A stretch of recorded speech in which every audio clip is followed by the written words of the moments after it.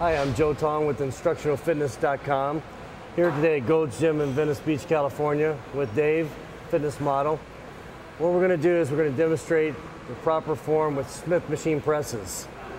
The Smith machine can be used in place of barbell presses behind the neck, barbell presses in front of the neck, or even dumbbell presses. The good advantage of using this Smith machine is you can do these without a spot because they have security catches in them. So if you reach a part of the exercise where you're at failure, you don't have a spot, you can just rack it back.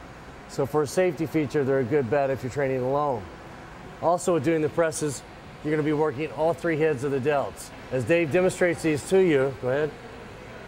You want to take a grip slightly wider than shoulder width.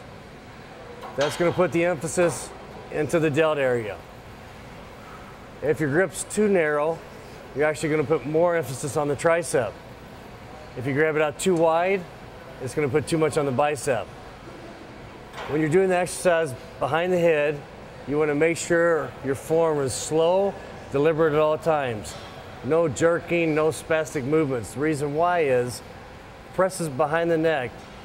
The anatomical position it puts you in puts a lot of stress on the rotor cuff.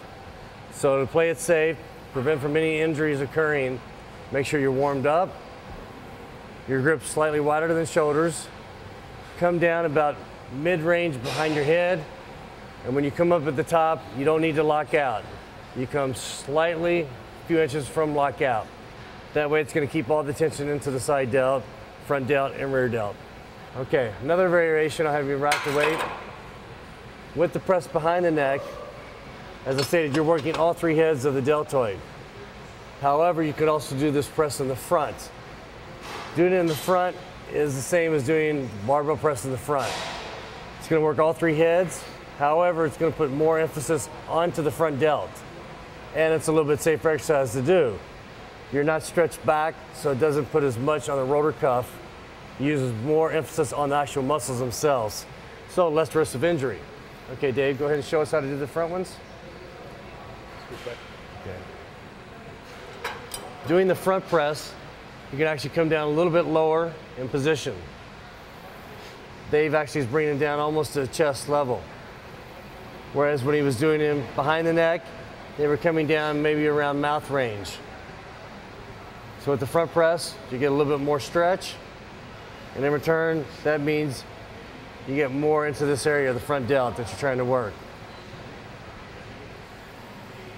If you pick one of these exercises to do, whether it be behind the neck or in front of the neck, don't count it as just a front delt exercise. Make sure you remember to count it as working all three heads because it does work all three muscles of the delts.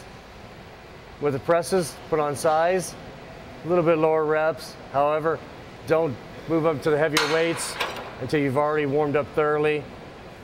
Then you can go up heavier, maybe 6 to 10. If you're trying to tone up, let's keep your repetitions above 12.